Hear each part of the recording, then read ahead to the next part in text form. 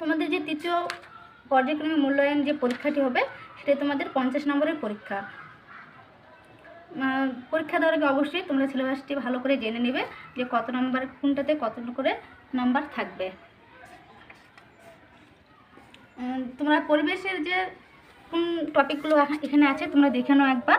প্রথমে যে টপিকটি আছে পরিবেশ ও বনভূমি, এখান থেকে তোমাদের তৃতীয় পর্যায়ক্রমিক মূল্যায়নের যে পরীক্ষা এখান থেকে শুরু হবে।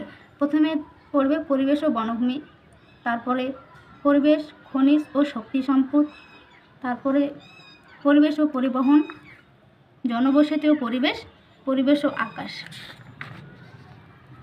আচ্ছা চলো আমরা আজকে কিছু কোশ্চেন এখান থেকে সমাধান করে নিই।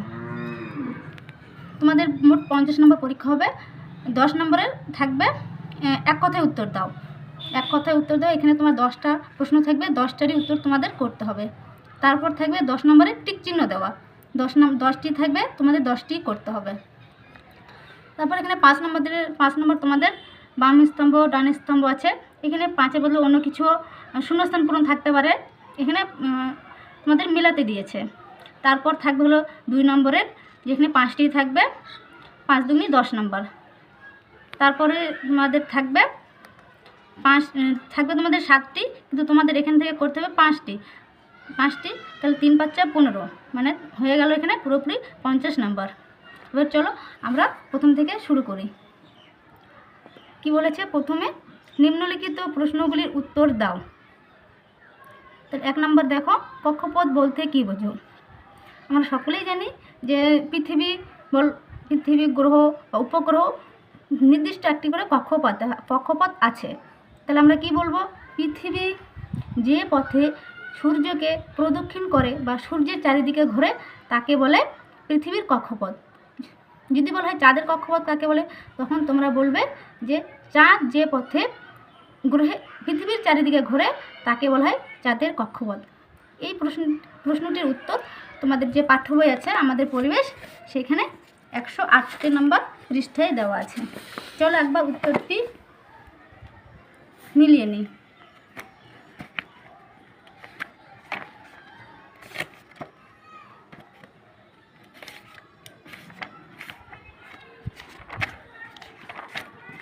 দেখো কি বলেছে এখানে, পৃথিবী যে পথে সূর্যের চারিদিকে ঘোরে আর চাঁদ যে পথে পৃথিবীর চারিদিকে ঘোরে তাকে আমরা বলবো পৃথিবীর কক্ষপথ, আর চাঁদ যে পথে ঘোরে সেটিকে বলবো চাঁদের কক্ষপথ। হয়ে গেল প্রশ্নের উত্তরটি। এবার আমরা দেখব দ্বিতীয় প্রশ্নটি। দ্বিতীয় প্রশ্নটি কি বলেছে, একটি বিষাক্ত গ্যাসের নাম লেখো। তোমরা অনেকেই জানো বিষাক্ত গ্যাসের নাম, যেমন carbon dioxide, sulphur dioxide, carbon monoxide. এবার আমরা উত্তরটা একটু মিলিয়ে নেব। তোমাদের পাঠ্য বইয়ে কত পৃষ্ঠায় দেওয়া আছে, 132 নম্বর পৃষ্ঠায়।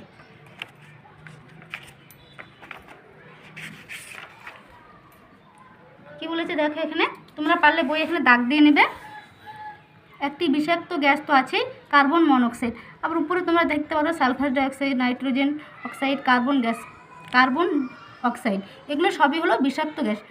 তোমাদের যেটা পছন্দ হবে তোমরা সেটি উত্তর দিবে। তারপরের প্রশ্নটা দেখো, কলকাতায় কবে রিক্সা চালু হয়? তাহলে তোমরা জানো অবশ্যই, তোমরা পড়াশোনা করেছ। তাহলে কী হবে, কলকাতায় রিক্সা চালু হয় 1900 সালে। কত নম্বর পৃষ্ঠায় দেওয়া আছে এটা, 139 নম্বর পৃষ্ঠায়।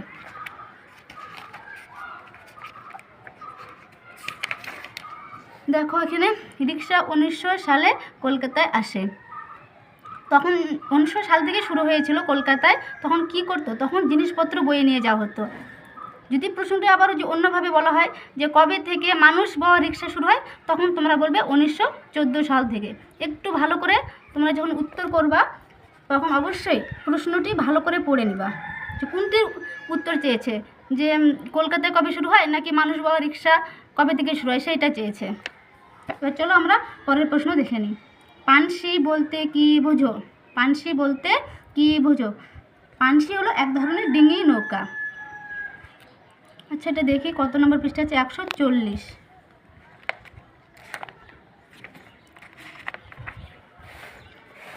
দেখো পানসি কি, তাহলে পানসি হলো ডিঙি নৌকা। তোমরা আরেকটার সঙ্গে লিখে দিবে যে পানসি হলো লম্বাটে হালকা এবং পাল খাটানো হয়। জোরে হাওয়া লাগলে খুব জোরে যেতে পারে। তোমরা গুছিয়ে বলবে যে পানসি হলো এক ধরনের ডিঙি নৌকা, যেটি লম্বাটেও হালকা হয়, পাল খাটানো থাকে, হাওয়া লাগলে খুব জোরে যেতে পারে। এইভাবে একটু গুছিয়ে লিখবা। এবার দেখো নেক্সট প্রশ্ন কি বলেছে। নেক্সট প্রশ্ন বলা আছে পথের পাঁচালী কে লিখেছেন। পথের পাঁচালী কে লিখেছেন? তোমরা পথের পাঁচালী দেখো পথের পাঁচালী লিখেছেন পাঠ্য বইয়ে দেখো 152 নম্বর পৃষ্ঠায় পথের পাঁচালী লিখেছেন বিভূতিভূষণ বন্দ্যোপাধ্যায়। কে লিখেছেন? বিভূতিভূষণ বন্দ্যোপাধ্যায়। পথের পাঁচালী কি? পথের পাঁচালী হলো বিভূতিভূষণ বন্দ্যোপাধ্যায়ের লেখা একটা উপন্যাস। কিন্তু যদি তোমাদের বলা হয় পথের পাঁচালী সিনেমাটি কে পরিচালনা করেছিলেন বা কে পরিচালককে, তখন হবে সত্যজিৎ রায়। অবশ্যই তোমরা এগুলো ভালো করে দেখে নেবে যে প্রশ্নটি কি বলেছে। যখন বলবে পথের পাঁচালী বইটি কে লিখেছেন, তখন হবে বিভূতিভূষণ বন্দ্যোপাধ্যায়। কিন্তু যখন বলবে পথের পাঁচালী সিনেমাটির পরিচালককে, তখন অবশ্যই বলবে সত্যজিৎ রায়। প্রশ্নগুলি ভালো করে পড়বে যে কোনটির উত্তর চেয়েছে। নেক্সট প্রশ্ন দেখব পেপার শব্দটি কোন শব্দ থেকে এসেছে। পেপার শব্দটি কোন শব্দ থেকে এসেছে? পেপার শব্দটি এসেছে প্যাপিরাস নামক শব্দ থেকে। দেখে নিই একবার টেক্সট বইয়ে, দেখে নাও তোমরা, দাগ দিয়ে নাও বইয়ে। প্যাপিরাস নামক পেপার শব্দটি এসেছে প্যাপিরাস নামক প্যাপিরাস শব্দ থেকে। তো প্যাপিরাসটা কি? প্যাপিরাস হলো এক ধরনের গাছ, যে গাছের কাণ্ডের ভেতরের অংশেও নেওয়া হতো। এখানে পুরো প্রসেসটাই দেওয়া আছে, যেহেতু 1 নম্বরে শুধু তোমরা লিখবে যে প্যাপিরাস নামক শব্দ থেকে। তারপরে দেওয়া আছে সুনামি কত সালে হয়েছিল। দেখে নিই 159 নম্বর পৃষ্ঠায়। সুনামি হয়েছিল 2004 সালে।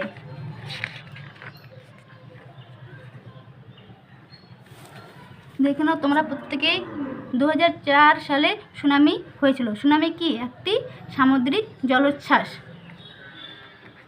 চলে যাই নেক্সট প্রশ্নে। হরপা বান কি? হরপা বান কি? 160 নম্বর পৃষ্ঠায় দেখি কি বলা আছে সেখানে। আমরা অবশ্যই উত্তরটা জানি, তবু বই থেকে একবার মিলিয়ে নিব। হরপা হলো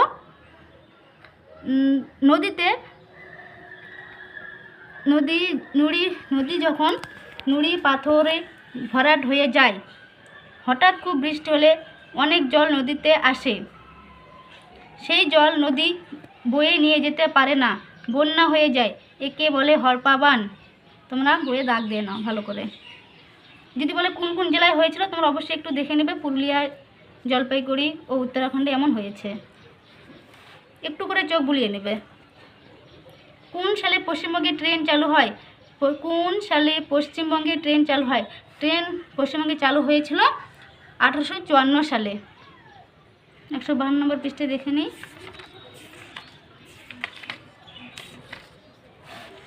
দেখো এখানে লেখা আছে 1854 সালে হাওড়া থেকে হুগলি পর্যন্ত ট্রেন চালু হয়। এই রাজ্যে ট্রেন চলা সেই শুরু।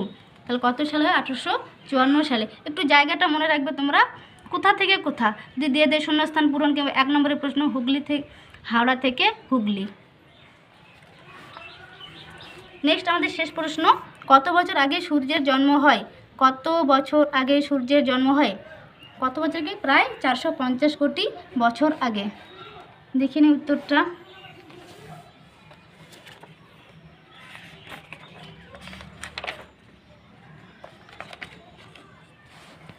প্রায় 450 কোটি বছর আগে সূর্যের জন্ম। হয়ে গেল আমাদের 1 নম্বরের প্রশ্ন 10টি। এবার আমরা যে 2-এর দাগে যে 10টি টিকচিহ্ন দেওয়া আছে সেগুলো আমরা এখন করব। তোমরা প্রত্যেকে টিকচিহ্ন দিয়ে নেবে।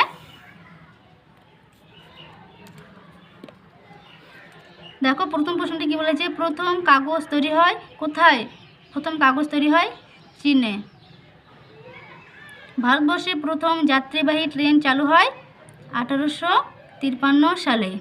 পশ্চিমবঙ্গে যদি কবে চালু হয়, তখন হবে 1854। একটু প্রশ্ন ঘুরিয়ে ফিরিয়ে দিতেই পারে, তোমরা অবশ্যই প্রশ্ন ভালো করে পড়ে নেবে।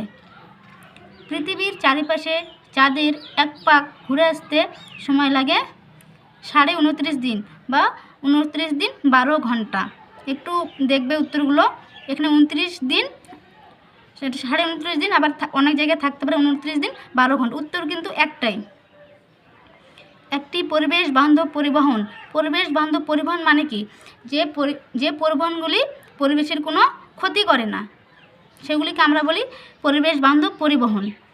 তোমরা বুঝিয়ে গেছো কি হতে পারে অপশানের মধ্যে? সাইকেল, কারণ বাস ও ট্রাক থেকে ধোঁয়া বেরোয় যা পরিবেশের বায়ু দূষণ করে, আবার শব্দ দূষণও করে। নেক্সট প্রশ্ন, চন্দ্রগ্রহণ হয় পূর্ণিমায়। তোমরা সকলেই জানো চন্দ্রগ্রহণ হয় পূর্ণিমায়। দেখো 6 নম্বর প্রশ্ন, সূর্য থেকে পৃথিবীতে আলো আসতে সময় লাগে প্রায় 8 মিনিট। সূর্য থেকে পৃথিবীতে আলো আসতে সময় লাগে প্রায় 8 মিনিট। বিশালাক্ষীর আম বাগানে কমপক্ষে আম গাছ রয়েছে কতগুলি? তোমরা সকলেই জানো 2000টি। নেক্সট প্রশ্ন, পীর সাহেবের কবরস্থানকে বলে কি বলে? মাজার। বনে থাকে বাঘ লিখেছেন রবীন্দ্রনাথ ঠাকুর। সূর্য হলো একটি কি? তোমরা সকলেই জানো, একটু কমেন্ট করে আমাকে জানাবে। সূর্য হলো একটি নক্ষত্র। হয়ে গেল আমাদের 10 নম্বরের টিক চিহ্ন দেওয়া। এবার আমরা 3-এর দাগের যে স্তম্ভটি আছে মেলাতে হবে, সেটি আমরা এখন মেলাবো। তোমরা বইয়ে দাগ দিয়ে নিবে, বা পাশাপাশি থাকলে তোমরা ভিডিওটি পজ করে এগুলো লিখে নিবে, তারপরে নিজে নিজে দাগ টেনে মেলাবে। প্রথমে দেওয়া হচ্ছে কি? পূর্বাভাস। পূর্বাভাসের সাথে হবে আবহাওয়া, কারণ আমরা জানি আবহাওয়া সম্পর্কে আমরা সকলেই পূর্বাভাস পাই। কীরকম পূর্বাভাস পাই? যে কবে থেকে বৃষ্টি শুরু হবে, কবে সুনামি হবে, কবে ভূমিকম্প হতে পারে, এগুলো হলো আবহাওয়ার পূর্বাভাস। রানীগঞ্জ। রানীগঞ্জ কোথায় অবস্থিত? রানীগঞ্জ কিসের জন্য বিখ্যাত? কয়লা খনির জন্য বিখ্যাত। রানীগঞ্জ কোথায় আছে? এটা আছে এখন পশ্চিম বর্ধমানে। কোথায় আছে রানীগঞ্জ? পশ্চিম বর্ধমানে। তাহলে তোমরা মিলিয়ে নিবা, রানীগঞ্জ কয়লা খনির জন্য বিখ্যাত। তারপরে দেওয়া আছে গাছের শিকড়। গাছের শিকড় কী করে? ধস রোধ করে। গাছের শিকড় মাটিকে আঁকড়ে ধরে থাকে, সেই জন্যে ধস নামতে পারে না। তরল সোনা। তরল সোনা কাকে বলে? তরল সোনা বলে পেট্রোলিয়ামকে। তোমরা সকলেই দাগটা নেবে, তরল সোনা বলা হয় পেট্রোলিয়ামকে। সুমেকার লেবু। সুমেকার লেবু একটি কি? ধূমকেতু। দাগ টেনে নেবে অবশ্যই তোমরা। আজকে আমরা যে এখানে 50 নম্বরের মধ্যে 25 নম্বর পর্যন্ত কমপ্লিট করলাম। এর পরের ভিডিওতে আমরা যে 2 নম্বরে 5টি করতে হবে 10 নম্বর, আর 3 নম্বরে 5টি করতে হবে 15 নম্বর, টোটাল 25 নম্বর আমরা পরের ভিডিওতে আলোচনা করব। আজকে এতটুকুই। তোমরা ভালো থাকবে। অবশ্যই চ্যানেলটিকে আমাদের সাবস্ক্রাইব করবে এবং কেমন লাগলো কমেন্ট করে আমাদের জানাবে। Thank you.